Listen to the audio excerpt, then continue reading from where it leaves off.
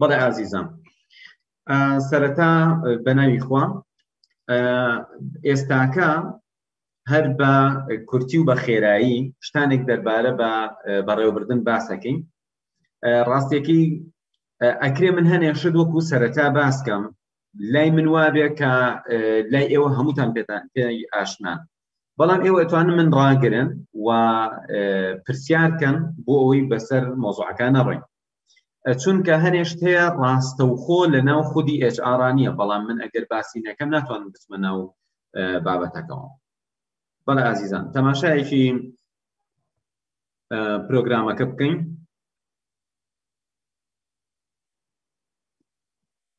خودی بەڕێوەبردن. خودی بەڕێوەبردن بەڕێوەبردن وەکو لایەنە کرداریەکەی زۆر کۆنە، بەڵام وەکو لایەنە زانستیەکەی تقریبا 150 ساڵە کە کەم کەم وەکو شێوەیەکی زانستی وەرگرتو و کاری لەسەرەکرێ. بە تایبەتی شۆڕشی پیشسازی زۆر کاریگەری هەبوو کە وەکو زانست بێتە مەیدان، چونکە گرفت دروستە بوو لە بەڕێوەبردنی کارخانەکان و کرێکارەکانە.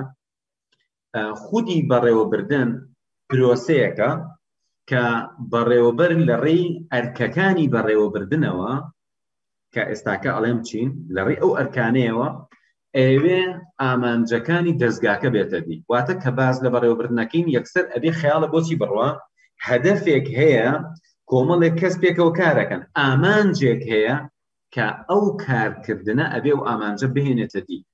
بەڕێزان، بەڕێوەبردن پرۆسەیەکە کە بەڕێوەبەر لە ڕێگای ئەرکەکانیەوە، ئەرکەکانی بەڕێوەبردن ئێستا دانەدانەیان خوێنین لە بنەڕەت تا 4، بەڵام ئێستاکە زیاتریش هەن کە ئاماژەیان پێ ئەکرێن. خودی بەڕێوەبردن ئامانجەکە ئەوەیە کە ئامانجی دەستگاکە بێتە دی. عادەتەن ئێمە ئەڵین ڕێکخراو، کەوتم ڕێکخراو، حیزب ئەگرێتەوە، دەستگای دەوڵەت ئەگرێتەوە، کۆمپانیا ئەگرێتەوە، NGO ئەگرێتەوە، واتە هەر چەند کەسێک پێکەوە کارێک بکەن ئەوە ڕێکخراوە و بەڕێوەبردنیش بۆ ڕێکخراو بەکارێت. بزانین بەڕێوەبەر لە ڕێی چه ئەرکێکەوە ئەتوانێ ئامانجەکانی ڕێکخراوەکە بێنێتە دی.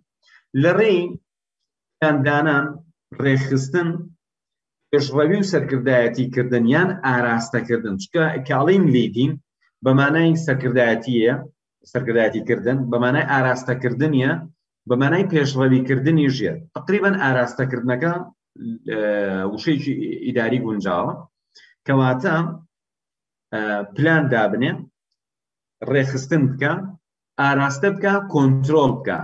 زۆربەی ئەم ئەرکانە ئەرکی هەموو بەڕێوەبەرێکە، واتە چ بەڕێوەبەری گشتی بێ، چ CEO بێ، CEO ئێستا گرنگە کە هەمووی بزانێت CEO چییە، چ بەڕێوەبەری بەشێک بێ، ئیتر بەشەکە HR، مارکێتینە، بەرهەمە، IT، هەر بەشێک هەبێ کە لە کۆمپانیاکە هەیە، پێویستە ئەم ئەرکانی جێبەجێ بکە. سەرەتا پێش ئەوەی من دەست پێ بکەم بزانم کە پێتان بڵێم کە سترەکچەری ڕێکخراو چییە، پێکهاتەیە یان ڕێکخستنی دابەشکردن، بۆلێنکردنی خودی ڕێکخراوەکە چییە. یەکێک لەو شتانی کە زۆر بەکاریە CEOیە، ئەڵێن ئەو CEOی فڵان شەریکەیە. کەس دەتوانێت پێم بڵێ CEO کورتکراوی چییە و واتای چییە؟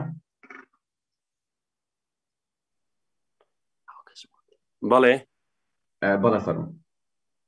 مامۆستا، CEO مانای کورتکراوەی ئەو وشەیە کە لەو دەمەی لە ئەوم نییە، بەڵام بە کوردیەکەی ئەگەر پێ بڵێم کەواتە دەکات تۆپ مانیجمنت، ینی لوتکەی ئیدارە بەڕێوەبردنەکەیە.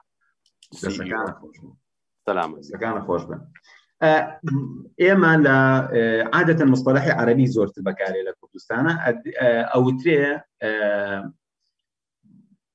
مفوض، مدیر مفوض یان مدیر مفوض الشركة، کێ کێ لە کوردستانە ئەتوانێت ئاماژە بەوە بکە کە لە کوردستانە چ زاراوی بەکارێت بۆ ئەو کەسەی کە هەموو کارەکانی کۆمپانیاکەی بەدەست.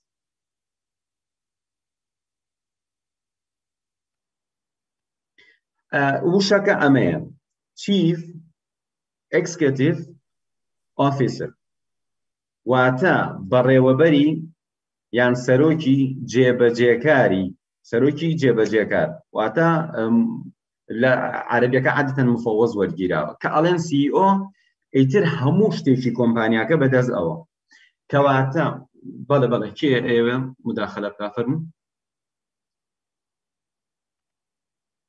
گوێم لە دەنگێ بوو.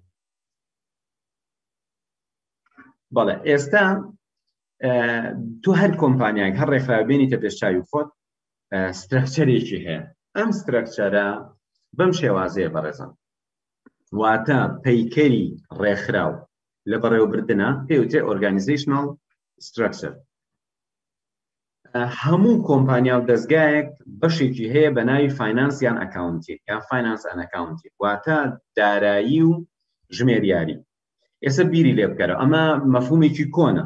ئێمە ئەگەر بگەڕێنەوە بۆ زمانی ئاشوریەکان، بابلیەکان، زمانی فیرعون، یۆنانیە کۆنەکان، هەموو ئەو شارستانیاتانە بێنە تەماشا ئەکەین لە بەڕێوەبردنە یەکێک لەو شتانی کە زۆر لە کۆنەوە گرنگی پێدراوە بەشی دارایی و حسابات بووە. حتا کە دەوڵەتی ئیسلامی دائەمەزرێ بە تایبەتی کاتێک گەشە ئەکا لە سەردەمی ئەمەوی و عەباسیەکانە، خەلیفەکان بە تایبەتی لە سەردەمی ئەمەویەکان و پاشانش لە عەباسیەکانە گرنگیەکی زۆر بەچی ئێن؟ بە وەرگێڕانی حسابات و بیرکاری ئێن.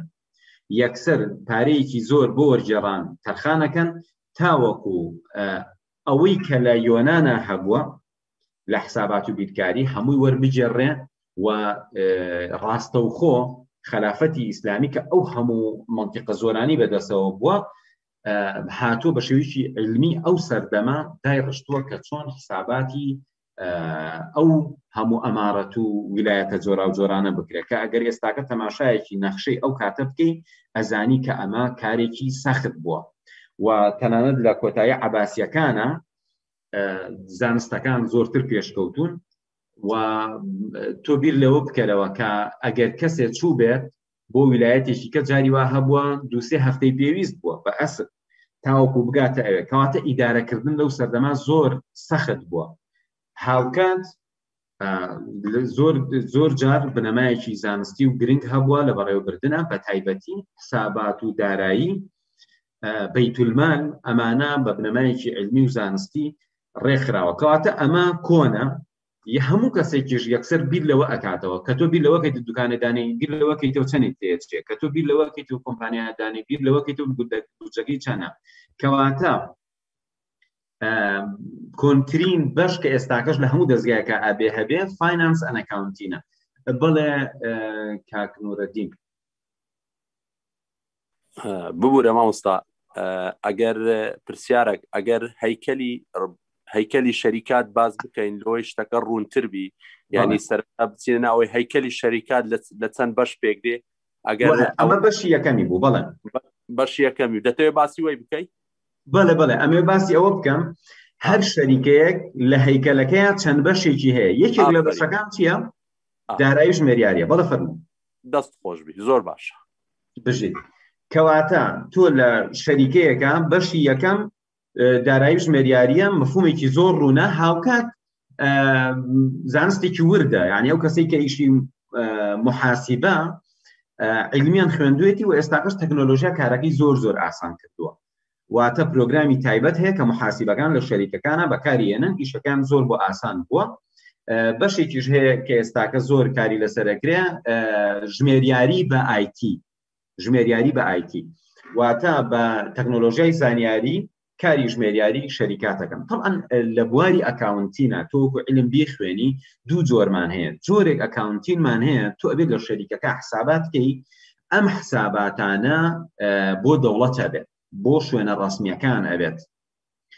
بەڵام بەشێکمان هەیە کە تایبەتە بە بەڕێوەبەر، مانیجریال ئەکاونتین. مانیجریال ئەکاونتین هەموو بەڕێوەبەرە پێویستە بیزانێت. بەشی تێچوون بە تایبەتی کۆست ئەکاونتین یا کۆست مانیجمنت، بەڕێوەبردننی تێچوون. واتە ئێستاکە من وەکو خۆم کە ئەکاونتینم خوێندووە زیاتر لەبەرەوەی خۆم ئیشی داریم کردو یەکسەر بیرم لای چی بووە کۆست مانیجمنت، یەکسەر بیرم لای چی بووە مانیجریال ئەکاونتین. واتە تۆ هەموو بەڕێوەبەرێک پێویستە شارەزایی لە بواری بەڕێوەبردننی داراییە هەبێ، چونکە دوو بەشە، بەشێکیان محاسیب ئەبێ کارەکە بکا و بۆ حکوومەت و دەستگاکانی دەرەوەی کۆمپانیاکەیە، بەشێکیان ئەبێ مدیرەکە بزانێ کە هەموو شتێک چەنی تێچێ بۆ چۆن حساباتی ئەوە بکا کە زەرەر نەکات. بۆ نمونە هەندێک حساباتمان هەیە دیاریکراوە فیکس، بۆ نمونە تۆ شوێنێک گرتووە مانگی $1000 بەکری شوێنەکە، ئەمە پێوترێ بۆ نمونە فیکس، واتە جێگیر، واتە تێچوونی جێگیر. بەڵام هەنێک تێچوونمان هەیە کە پەیوەندی بە بەرهەمەکەەوە هەیە. ئەگەر ئەم مانگە 1000 بەرهەم دروستکەی، هەر بەرهەمێک $5 تێبچێت، سەرزاین $5000 پێویستە، بەڵام لەوە چە ماڵێکی کە تۆ تەنها 4000 دروستکەی، ماڵەکەی کە 6000 دروستکەی، کەواتە تێچوونێکمان هەیە کە گۆڕاوە. المهم ئەمە بابەتێکی گرنگە، بەڵام دەرەوەی مۆزوعەکەی ئەمێ من تەنها ئاماژەم کرد. بەشێکی تر لە نێو دەستگا و کۆمپانیاکانە هەیە بە ناوی سیلز ئەند مارکتینگ مانیجمنت، کەواتە تۆ تەماشای کۆمپانیایەکەی ئێستاکە هەتا کۆمپانیامان هەیە لە کوردستان کە هیچ بەشێکی مارکتینگی نییە، تەنها ئەوەیە کە هەر چۆن هێناویانە وا ئەیبەن بەڕێوە کە ئەو هەڵەیە. گرنگیان زیاتریاوە بە بەشی دارایی. طبعا مناقەشەی ئەوەش دەکەین ئەبێ گرنگی بێ بە چ بەشێک زیاتر. دارایی بەشێکە، بەشی بازارسازی بەشێکی سەربەخۆیە، بەشی فرۆشیش ئەکرێ سەر بە بازارسازی بێت. ئەمە دوو بەش، کەواتە ئەکرێ لە خوار CEO-وە چەند بەڕێوەبەرێک لە بەردەستی هابن، یەکێکیان حسابات بەڕێوە بە محاسیبە، یەکێکیشان بازارسازی بەڕێوە بە. بەشێکی تر لە ناو دەستگاکانە پاش بەڕێوەبردننی فرۆش و بازارسازی بەشێکمان هەیە بە ناوی توێژینەوە و پەرەبێدان. ئەمە لە دەستگا و کۆمپانیا پێشکەوتەکانە هەیە، بەڵام زۆرێک لە دەستگاکانی تر لەم حاڵەتە پەنا ئەبەنە بەر ڕاوێژکات، یان بەشی ئەوە ئەزمونیان هەیە کە خۆیان بە ڕێگایەکی سادە ئەتوانن زانیاری کۆکەنەوە. بەڵام ئەگەر بتەوێتەوە زۆر پێشکەوی و زۆر استراتیژیانە بیر بکەیتەوە و دەستگاکە بتێت زۆر گەورەکە یا خودی دەستگاکە دەستگایکی پێشکەوتو بێ بەبێ ئەم بەشە نایکرێ، واتە ئەبێ بەشێکی گرنگ هەبێ بە ناوی ریسێرچ ئەند دیڤلۆپمنت مانیجمنت، واتە توێژینەوە و بەشی بەڕێوەبردننی توێژینەوە و پەرەبێدان، کە ئەمە ئەکرێ بڵین لە کوردستان و عێراقا زۆر کەم لە دەستگاکانە ئەم بەشە هەیە، زۆر گرنگە. یعنی تەنانەت ئێمە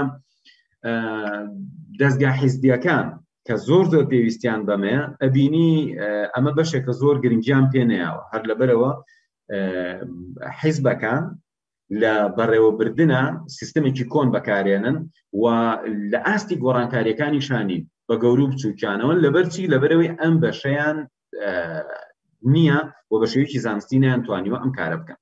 من مەبەستم کوردستان. پاشان بەشێکی کەمان هەیە بە ناوی پرۆدەکت مانیجمنت یان پرۆدەکشن مانیجمنت، واتە بەڕێوەبردننی بەرهەم. کەواتە لە دەستگا بەشێکە ئیشی بەرهەمە و مەرج نییە بەرهەمەکە تانجبڵ بێ، واتە فیزیکەڵ بێ، واتە شتێ بە دەستی لێ بدرێ. ئەکرێ تەنها خزمەتگوزاریە بێ یان ئەکرێ بەشێکی سۆفتوێر بێ، کۆمپانیایە پرۆگرام دروستەکە. بۆ نمونە ئەم کۆمپانیایە بەڕێوەبەری وە بەرهێنانی هەیە، بەڕێوەبەری بەرهەمی هەیە، بەڕێوەبردننی بەرهەم، کە ئەمەش بۆ خۆی زانستێکی گرنگی لە پشتە کە بەناوی پرۆسس مانیجمنت و ئەبێ حسابی ئەوە بکە چۆن بە کەمترین کارمەند بە کەمترین مەسروف بە کەمترین پێدا ئەوەی کە تۆ ئەیکڕی لە مەخزەندایانی تۆ بتانی زۆرترین و باشترین بەرهەمت هەبێ بە کۆلیتیکی باش. یەکێ لەو من ئەکرێ ئەوەی کە پەیوەندی بە HR-ەوە نیە تەنها ئاماژەی پێ بکەم. بۆچی ئاماژەی پێ بکەم؟ بۆی خۆت دوای بچی بە دوایە. شتێکمان هەیە بە ناوی Total Quality Management TQM واتە بەڕێوەبردننی کۆلیتی گشتگیر. چۆن تۆ بتانی بە هەموو بەڕێوەبردنەکانی دەستگاکەوە تۆ بەرهەمەکەت کۆڵیتی باش بێ، واتە جەودە بپارێزی. ئەمە پەیوەندی بە چیەوە هەیە؟ پرۆدەکشن مانیجمنت. پاشان بەشێکمان هەیە بە ناوی هیومن ریسۆرس مانیجمنت، کەواتە ئێستاکە لاتان ڕوونە کۆمپانیایەکت هەیە، باوا بڵین کۆمپانیایەکت هەیە، محاسیبێکی هەیە بەڕێوەبەری بەشی حساباتە، کەسێکت هەیە بەڕێوەبەری بازارسازیە. طبعاً بازارسازی و فرۆش گەورەترە لە ڕیکلام. ئێستاکە کە ئەڵەی بازارسازی یەکسەر هەمومان خیاڵمان بۆ ڕیکلامەچێ، بەڵام خودی بازارسازی شتێکی فراوانترە لە ڕیکلامکردن. ڕیکلام جزئێکە لە ناو کاری بازارسازیە، واتە لە ناو بەشی مارکێتینە. پاشان بەشێکی هەیە بە ناوی توێژینەوە و پەرەپێدان، بەشێکی هەیە بە ناوی بەڕێوەبردنی بەرهەم، بەشێکیش هەیە بە ناوی بەڕێوەبردنی سەرچاوی مرۆیی. ئەم بەشە تایبەتە بە کەسەکان. ئێمە لەم کۆرسە گرنگی بەم بەشە ئەین، واتە خودی ئەم بەشەش زۆر فراوانە.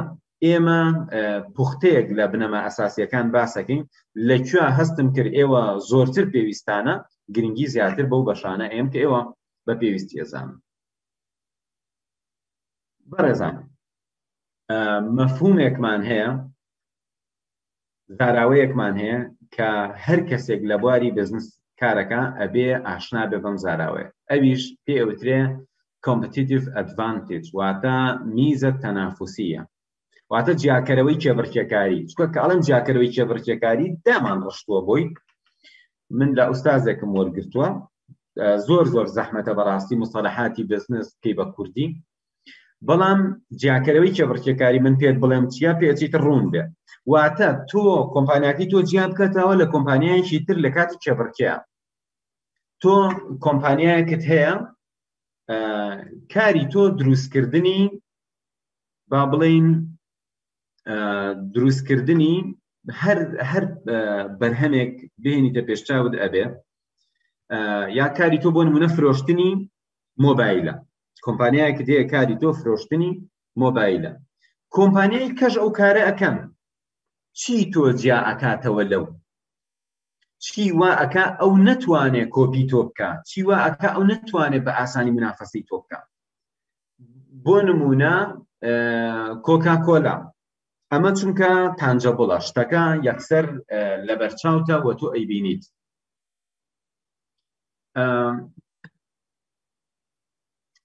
بۆ نمونە کۆکاکۆلا چیەکە؟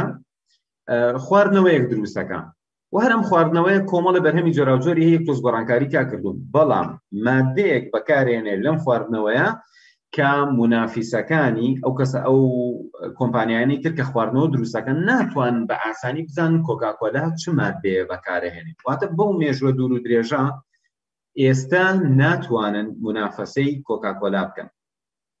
یەکێک لە شتەکان ئەوەیە ساڵانێکی زۆر میزەی تەنافوسی شەریکی کۆکاکۆلا پێکهاتەی خواردنەوەکە بووە.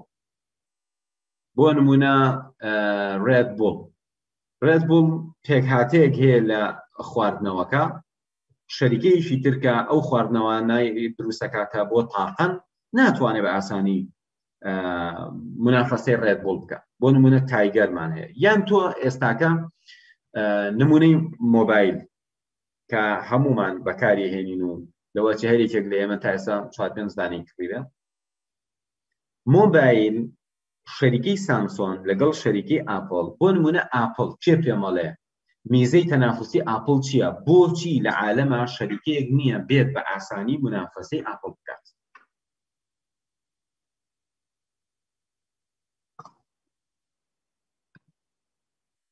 کەس هەیە؟ مامۆستاجیان بەڵێ فەرموو. بە بیرۆڕای من وەبزان بەهۆی سیستەمەکەیەتی. دەست خۆش.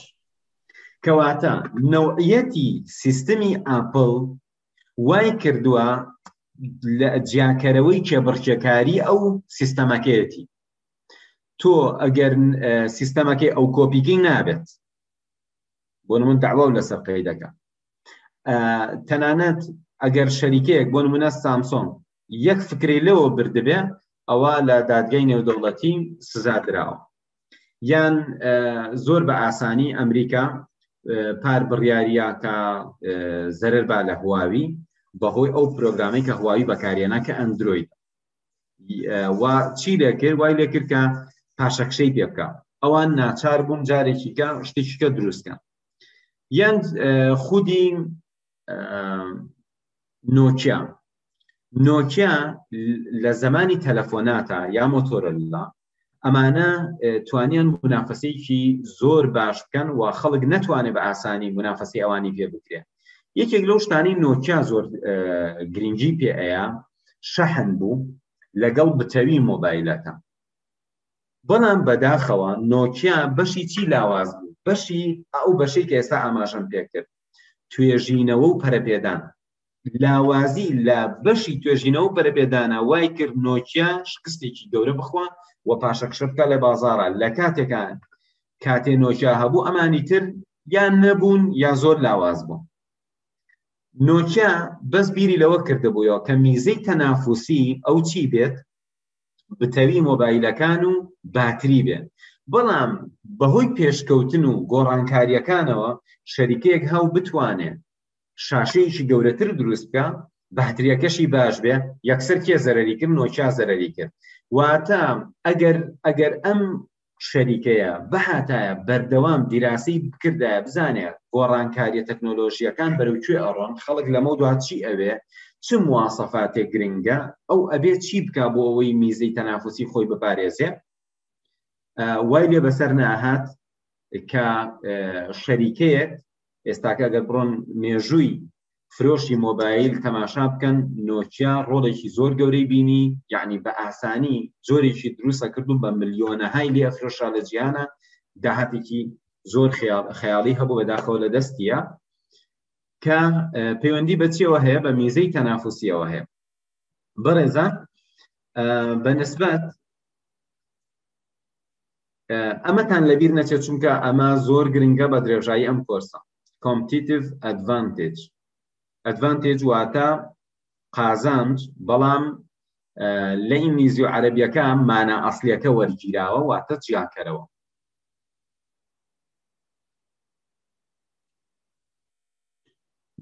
ئێستا بەڕێزان کاتێک کە تۆی تەماشای دامودەستگاکانی حکوومەتی هەرێمەکەی ئەبینی شتێک نییە بە ناوی HR کەس نەیبینیوە نە لە وەزارەتی تەندروستی نە لە وەزارەتی پەروەردە نە تەنها وەزارەتی پلاندانان لە هیچ شوێنێ ئەمە نییە چی هەیە شتێکێ ژوورێکێ بە ناوی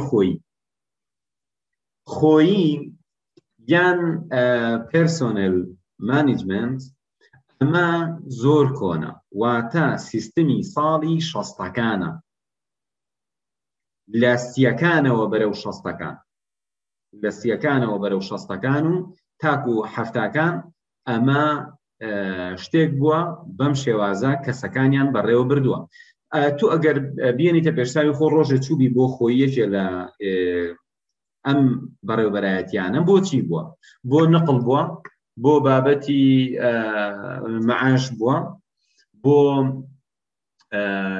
بە تایبەتی نقلکردن لە شوێنێکەوە بۆ شوێنێکی تر یان زۆر جار کە تۆ وەکو خۆت پەیوەندی بە خۆتەوە هەبووە ئیشەکە بۆ نمونە تۆ مامۆستایەکی هەر کاروبارە پەیوەندی بە خودی خۆتەوە هەبوو لەگەڵ پەروەردە تۆ ئەبووە بچیتە بۆ خۆی کەواتە خۆی چی کردووە کەسەکانی بەڕێوە بردووە زاتیە ئەم سیستەمە کۆنە و ئێستاکە هیچ شەریکەیەک لە دنیا لەسەر ئەم سیستەمە کار ناکە چونکە خۆی ناتوانێ وەڵامگۆی ئەو پێشکەوتنە بێت کە ئێستاکە هەیە کەواتە Human Resource Management یان HR زۆر فراوانترە لە خۆی و ئەو ئەرکانەی کە خۆی جاران ئەیکرد ئەوانە لە ئەرکە کۆمەڵە لە ئەرکە گرنگەکانی HRن و HR وەکو وایە تۆ ئێستاکە لە کۆمپیوتەرە تۆ ویندۆزێکی پێشکەوتوو با بڵێن ویندۆزیدا لەگەڵ بەیسکی پێش ساڵی 95 تۆ بڵێ وەڵام من هەر ئەوە بەکارێنم یا تۆ بڵێ من ویندۆزی 95 بەکارێنم پێویستم بە ویندۆزی 2010 نییە ئەو هەموو پێشکەوتنە گۆڕانکاری هەیە تۆ ئەگەر ئێستاکە بڕێ ویندۆزی 95 بەکاربێنی کە یەکەم ویندۆز بوو باوەڕ ناکەم تاقەتی لێی هەبێت هەروەکو چۆن تۆ ئێستاکەت هەرگیز تاقەتیەوە نییە تەماشای فیلمێ بکەی لە تەلەڤیزیۆنێکی ڕەشنووسپیە بە دڵنیایی کاتێک گیتە سەر دنیای بەڕێوەبردن ئەزانی کە ئەم سیستەمی خۆیە بەو شێوازەیە و زۆر دواکەوتووە. کەواتە کاتێککە نایبینی لە دەستگاکانی حکوومەتان نیشانەوێت دەستگاکانی حکوومەت لەباری بەڕێوەبردنان نەیانتوانیوە لە ئاستێکی پێشکەوتووە کار بکەن. پاشان بەڕێزان خودی human resource management ئەکرێ پێشی بڵێن human capital و human resource management ئەوەش ئەگرێتەوە. طبعا capital چییە؟ capital واتە سەرمایە. تۆ هەر کارخانەیەک لەسەر بنەمای سەرمایەیەک ئەو کارخانە دانراوە، یان بۆ نمونە هەر بزنسێک لەسەر بنەمای سەرمایەک ئەوە دانراوە. جاران پارەیان بەلاوە گرن و بە درێژایی مێژوو پارە هۆکاری سەرەکی بووە. ئێستا ئەبینین کە مەرج نییە پارە زۆر زۆر گرنگ بێت لە بزنسە. جاری وا هەیە کەسێکە زۆر بە سادەیی وەبسایتێکی دروست کردووە، پیجێکی دروست کردووە، جۆرە بزنسێکی دروست کردووە، هیچ جۆرە تێچوونێکی واشی نییە کەچی لە ماوەیەکی زۆر کەمە بە هەزاران دۆلار داهاتی هەبووە. کەواتە وەکو چۆن پارە وەبەرهێنانی تیاکرێ بۆی داهاتەکە زیادکە، ئەوەی کە پێویستە وەبەرهێنانی تیا بکرێت لە ئێستا خودی مرۆڤەکانن، چونکە دنیاکە پێشکەوتووە و ئەوەش هۆکارەش باسەکەم. بەرەزان تەماشای ئەمە بکەن. ساڵی 1970 تەنها لە سەدا 70 پێویست بە مێشک و بیر و زانیاری و معریفەی ئینسان بووە لە ئیشە. واتە لە سەدا 83 تەنها پێویستیان بە هێزی ماسوولکەی کەسەکە بووە. جایستە بەراوردی کە ساڵ بە ساڵ بەرەوکوێ ئەڕێ. ساڵی 1930 تەنها لە سەدا 30 پێویستمان بە معریفە و مێشک و لێهاتوویی زەینی مرۆڤەکان بووە. واتە لە سەدا 70 لە بزنسە اعتیمادمان لەسەر ماسوولکەی کەسەکان بۆ کە کاریان کردووە. لە 1970 بە 51 واتە لە 1970 گۆڕانکاریەکە گەورەیە. پێویستیمان بە مێشک و زەینی مرۆڤ زیاتر بۆ لە چاو جەستەیە. ئەمە لە 1970 بۆیە هەفتاکان human resource management دێتە ئاراوە، لە هەفتاکانە یێتە ئاراوە. ساڵی 2000 لە سەدا 62 اعتیماد لەسەر زەینی مرۆڤە. لە ساڵی 2020 واتە ساڵی پار لە سەدا 75 لە بزنس و بەڕێوەبردنە کاتێک مرۆڤمان ئەوێ بۆ دەستگایەک پێویستمان بە مێشک و زیرەکی و زەینی مرۆڤەکەی. بۆیە ئەم دنیاە ئێمە بەرەو ڕووی ئەڕۆین بە خێرایی، بەبێ معریفە، بەبێ شارەزایی، بەبێ ڕاهێنان، بەبێ خوێندنەوە تۆ ناتوانانی دەربێت. هەموو ڕۆژێ پێویستت بە ئەپدەیتکردنەوەیە. ئێستاکە وەرە human resource management ئەوەی کە 2-3 ساڵ لەمە پێش خوێندوتە، ئێستاکە کۆمەڵی وێبسایت بەردەوام توێژینەوەی تازە ئەخەنە بەردەست بۆ تۆ بێ لەسەری بەردەوام.